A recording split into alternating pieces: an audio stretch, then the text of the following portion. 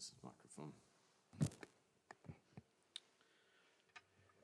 Tonight, as we continue our series on the Toolbox, what it is in your back pocket to be able to study with someone, to address certain questions. We're going to address a question that is very common in our modern society, especially the idea of, does God really exist? And so we've been thankful, or been blessed, I should say, by many who have come before us, who have looked at and answered this question in a way that I think is very solid, is very reasonable, and something that we need to take note of. But when we think about this particular question, I think there's several reasons why people are even asking the question. I think one of the first ones is this idea is, why do bad things happen? And so sometimes you'll hear someone say, why do bad things happen to good people? My question to that is, what is a good person? When we start adding up what a good person is, then what we understand and realize is that none of us are deserving of any grace from God. In fact, that's the whole reason why it's called grace, is because it's something we do not deserve. But God, in His compassion and His love, still extends to us grace. But the question really is why does God, who has so much power, why does He allow bad things to happen? And this is not a new argument. In fact, this is the sugar stick for those who deny the very existence of God.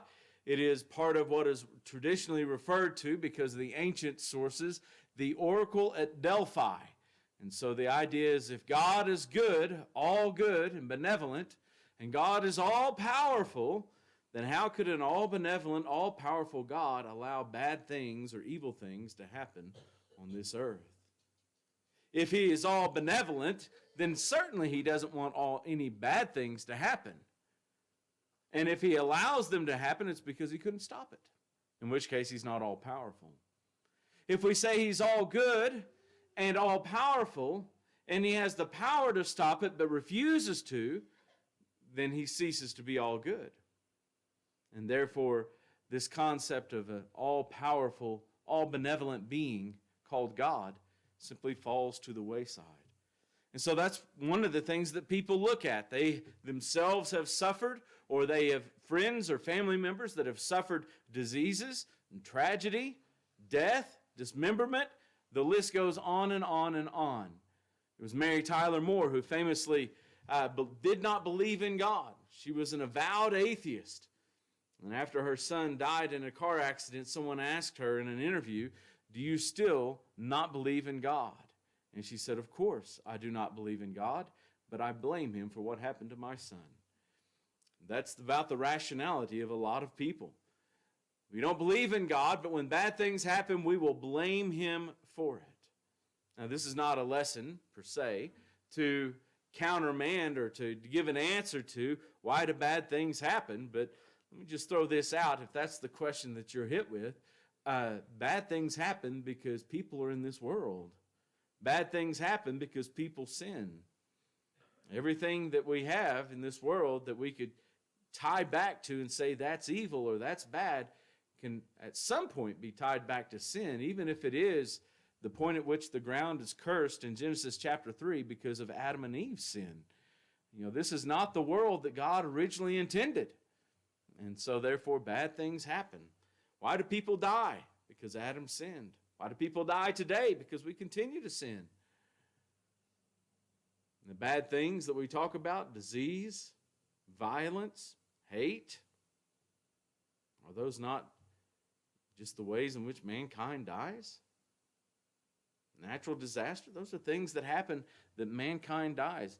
You take death out of the scene and all of those things disappear. Where was death taken out of the scene for the first time? Well, originally it didn't even exist in Genesis 3. And now there will be a time coming when it does not exist again because Christ will defeat death. So again, this is not per se about why bad things happen, but that's one of the questions that people have. Another question people will have is they say, well, I can't see God. I can't see God. Therefore, He must not exist. Or a corollary to that, you could say, is any one of the empirical senses. I can't touch God. I can't hear God. I can't see God. 5 empirical senses. Because I can't identify him by my empirical senses, therefore he must not exist. Of course, the irrationality of that is, with the exception of maybe Ivan, none of us actually met George Washington, right? None of us have ever seen George Washington, the first president of the United States.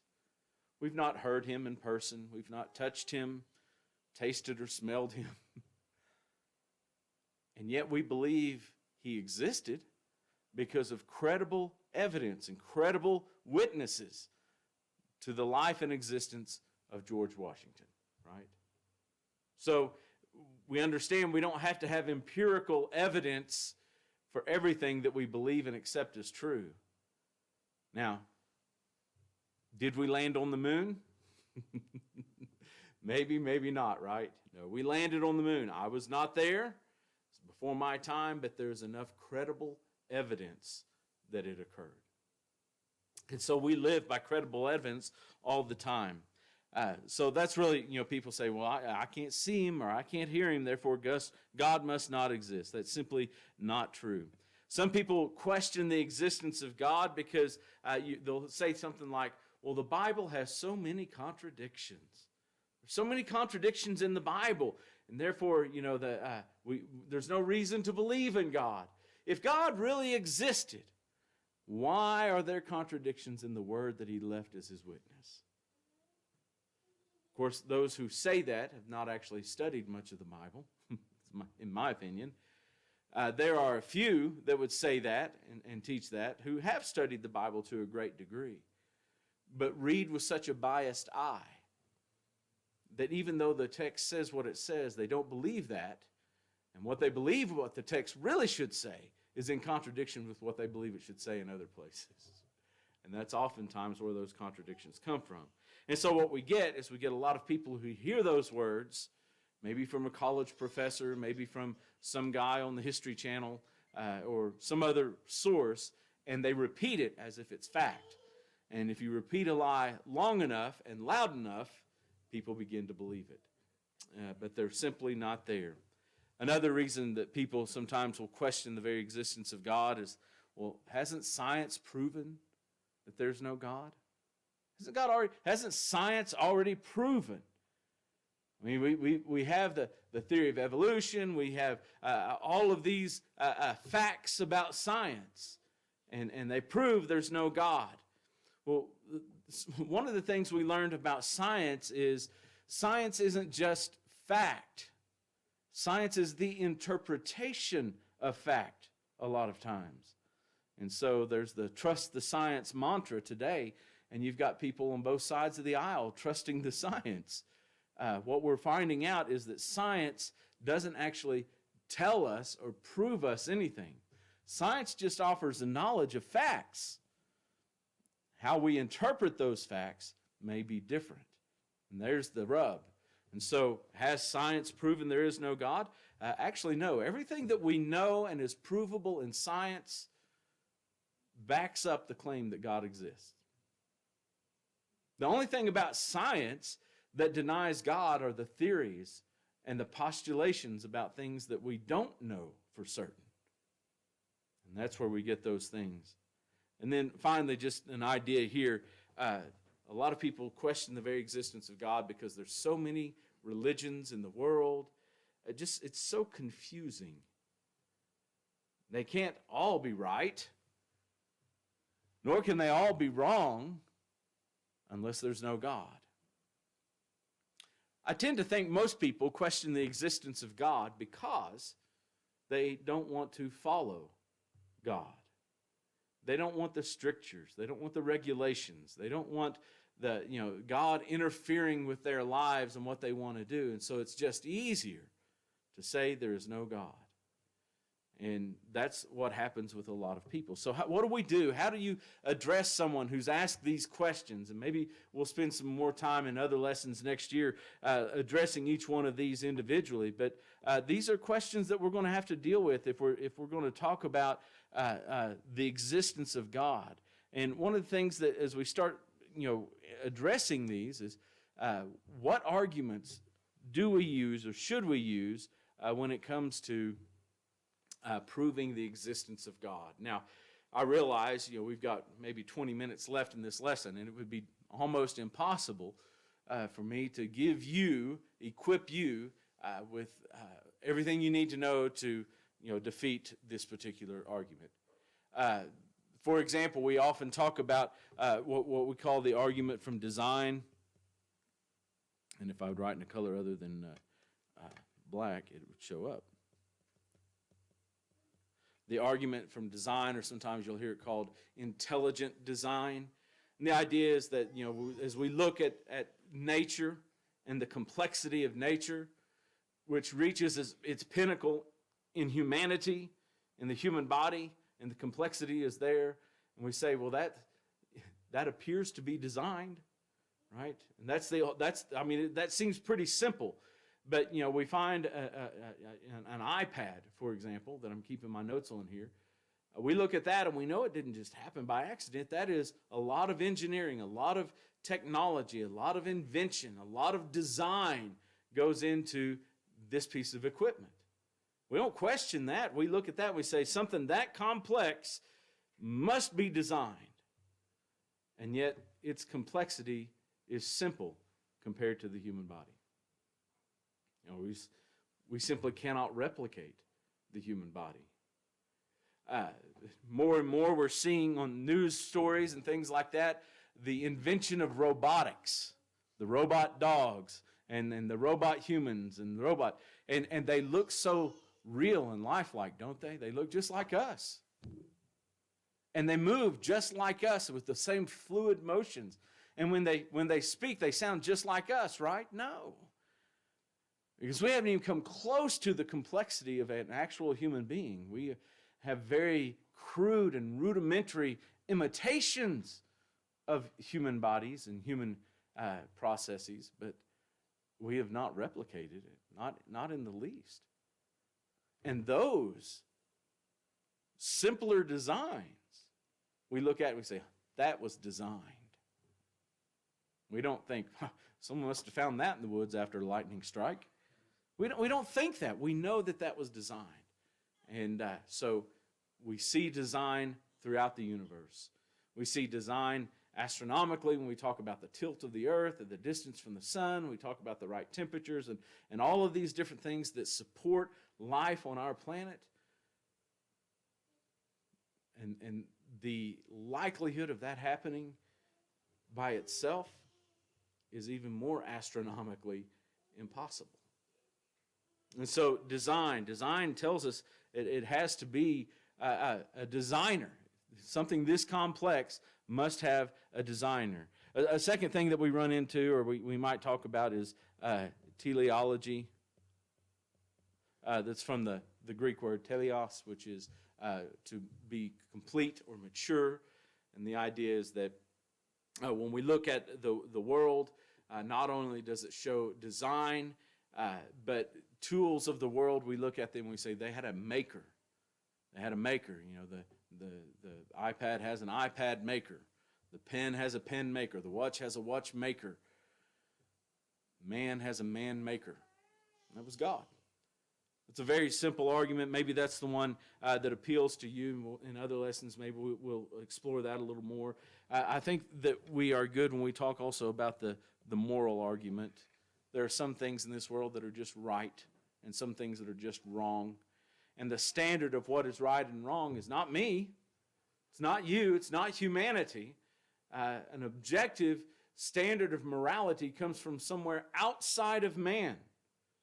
And all humanity, down through the history, has recognized these things and lived by those principles. It's wrong to murder. Do you know what society has not had some law against murder? None. Because it is universally understood to be wrong. Well, is that because one society in its first place decided murder was going to be wrong and everyone has built their law upon that old ancient society? No. It's because the objective moral standard of murder being wrong comes from outside of mankind. And if it's outside of man, what's higher than man? Well, that would be God. Now, whether we understand that to be the God of the Bible or some other God, at least we recognize there's something higher than man to give us those principles. We talk about statistical arguments and how difficult would it be for the first mutation of evolution to take place and produce a viable reproductive organism. And in the same way, at another place, at about the same time, it happened again. But in close enough proximity that those two organisms can come together and reproduce. Statistically impossible. We don't even understand numbers that large. For the very first supposed mutation to take place that would give rise to humanity.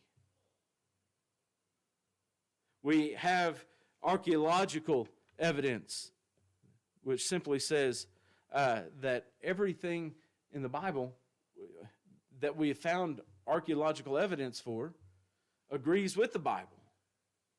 That doesn't mean that everything the Bible talks about as far as places and names and dates and things like that has been discovered.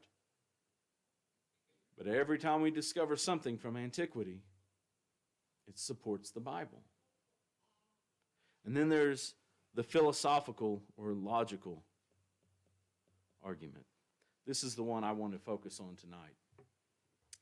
In 1976, Dr. Thomas Warren debated a man by the name of Antony Flew.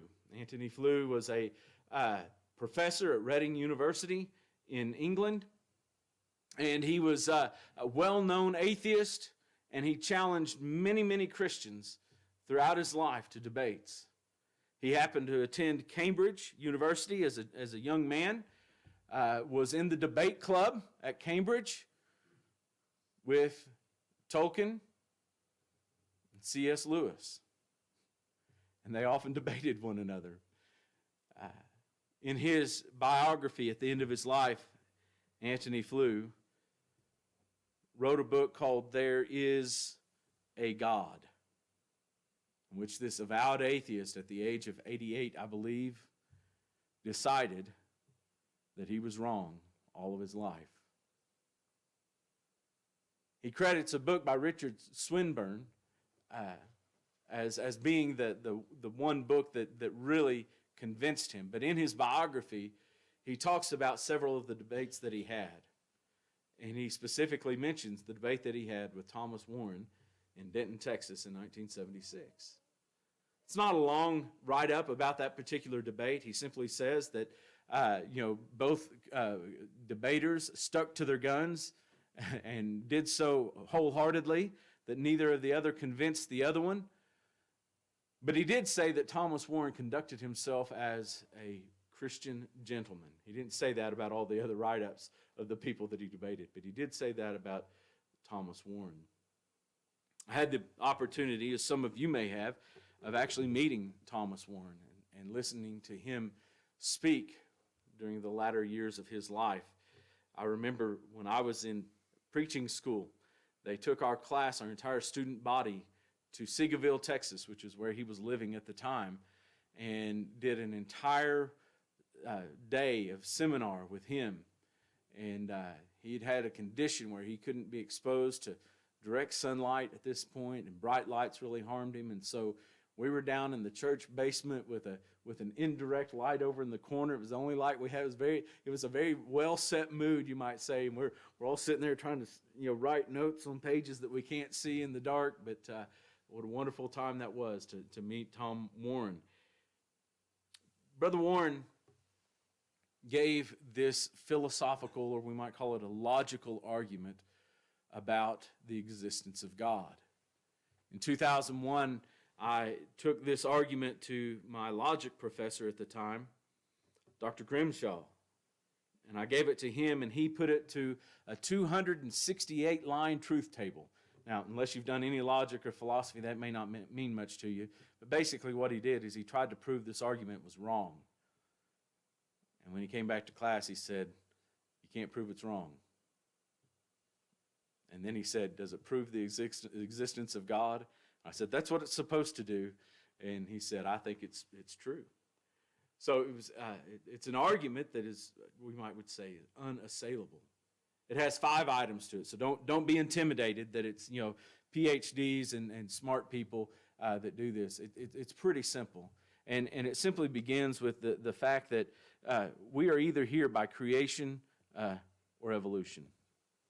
There's really no other possibility. I mean, we can come up with different forms of evolution, or we could come up with different ideas of creation.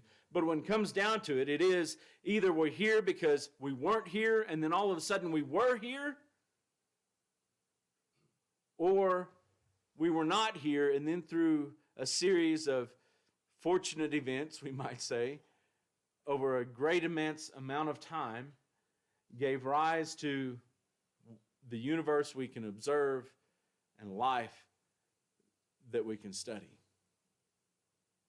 Now again, we can tweak the different details of that, but it still comes down to evolution. We can look at the creation side and we can try to tweak some of the details of that, but it still comes down to creation or evolution. It's what we call a strong disjunction. These are the only 2 possibilities. Therefore, if you can show one to be true or one to be false, then you're making a great statement here. So if I can prove creation is false, then the alternative is evolution must be true. But if I can prove that evolution is false, then creation must be true. That's what this statement says. So if you can prove the falsity of either one of these 2 statements, creation or evolution, you've won the argument. Now, a corollary to that, we would say that creation itself implies God. That means if this universe and what we observe, who we are, if it is by creation, that implies there's a God who created it. There's a power beyond the creation that created the creation. I guess we shouldn't say it that way because that annoys those who are atheists. If we can prove that the universe exists because it was created, there is something beyond the universe that created it. We would say that's God. Now, that doesn't tell us that's the God of Genesis 1:1. Understand that. We're not to that point yet. If you got someone by the tail, a tiger by the tail, that believes these things, just proving that there is a supernatural being, something above and beyond nature, beyond the universe that created all this stuff, you're still a long way from convincing them of the God of the Bible, but baby steps. We got to take baby steps. So there's 3 of your 5 terms: creation, evolution, and God. Those are pretty simple. Those are things that we understand as Christians. We've been talking about these things all our Christian life, and maybe even before then. Creation, evolution, and God. Right? So the next thing then that in Warren's argument was this: that evolution implies something also. It implies that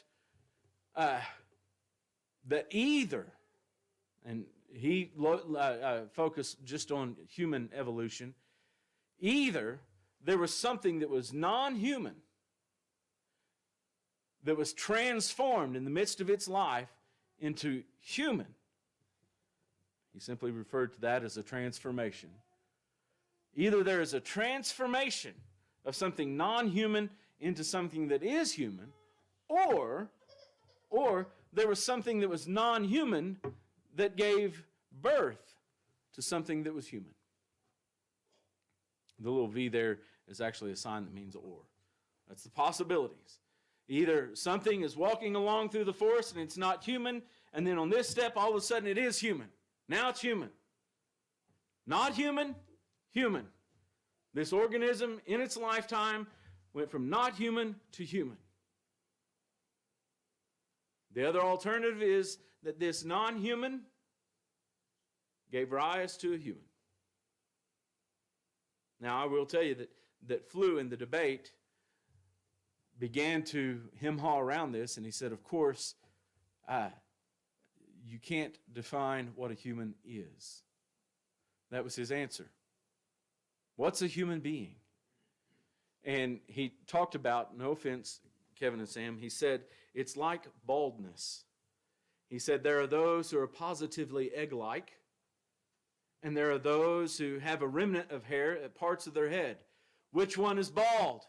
Define bald. Well, as soon as you define bald, then guess what? You can look at someone and say they are either bald or they are not bald. But in his estimation, there were degrees of baldness, and therefore there were also degrees of humanity. And that's how he tried to sidestep the argument. But when it came down to it, you still have to agree that there was either something non-human that gave birth to a human, or something that was non-human that itself was transformed into something that is human. Degrees or no degrees. That's what had to happen. The next part is pretty simple. Those are our 5 terms, by the way: creation, evolution, God, transformation, or birth. What we see is observation. We have not seen any transformations. And we've been looking hard. We have all kinds of science and technology, and we're waiting for something, some human being to be transformed into something that is not human. And we're not talking about an explosion accident or something like that, but even if you had that, it's still technically human. It may not look human anymore, may not act human anymore, but it's still human. Or something that's not human. And we go back to the closest living, viable species that is as close to humanity as we can get, and at no time has any monkey, chimpanzee, ape, or gorilla transformed into a human being during its lifetime. They've learned sign language, they've accepted food, they've formed friendships and relationships, but at no time have they ever become human. And we know that scientifically because we know how many chromosomes a human has, and we know how many chromosomes a chimpanzee has, and they ain't the same. They're not human. Okay? So it's not by transformation. So what does that leave? That leaves a birth. But what we've not seen anything that is non-human give birth to a human. And we've looked hard. We've scrutinized. We've used every bit of our technology and intelligence and invention and observation that we can, and we still have not observed something that is non-human giving birth to a human. And so, in the next line, Warren simply combines those two. He uses this little sign, which means not. It's not by birth or not by transformation or birth. In all the things we've done in science, we've not observed this. And if it's not by transformation or birth, it must not be by evolution. And when we say that evolution is false, that goes back up to this statement right here. If it's not evolution, it must be by creation. And if it's by creation,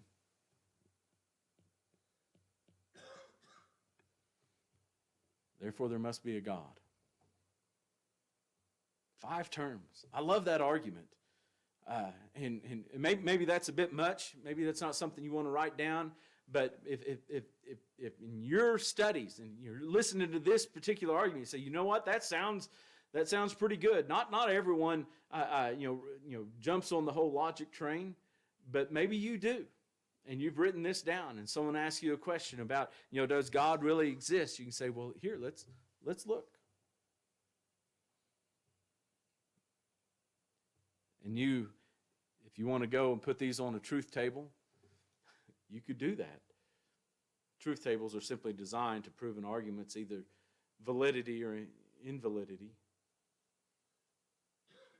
And so, Dr. Grimshaw took the time to put it on a truth table and determined that it was a valid argument. I like that. Will that convince everybody? Obviously not. There's still a lot of people out there who don't believe in God. But there's also a lot of people out there who've done absolutely no investigation into whether there's a God or not. None. They just don't like the idea of someone, something higher than they are controlling their moves. And therefore, there must be no God. I don't know the people that you study with or the people that you run into, they may have this question: does God really exist? And they may have a list of reasons about why they're questioning the very existence of God. But we need to be able to say something to those people. Maybe this isn't it. Maybe you like the design argument or the teleological argument or the moral argument or the statistical argument, or we didn't even get into the medical arguments or the the geographical arguments. There's many arguments that prove time and time and time again everything that we know about our world. They continue to prove and uphold and support the idea that God exists. If God exists, then does he have a plan for my life? And the answer is yes. But here's the beauty part. God has a plan for all our lives, and it's the same plan. And it begins with faith in him. And if we believe in him, not blind faith, we're talking about rational faith. If we have a rational faith in God, then we will seek, what does he want me to do? And he wants me to please him, to repent of my sins and follow after him. That's repentance. Once I've done that and confessed him before men, I can be baptized for the remission of my sins. God himself, that supernatural being, will wipe my slate clean. I start all over with him. And when I say start all over with him, I don't just mean in his presence. I mean with him. And with God in my corner, fighting for me, rooting me on, cleansing me when I still fail at times, I can be victorious through him. If that's something that you are interested in, we want to talk to you. If you'll let us know your needs while we stand and while we sing this invitation song.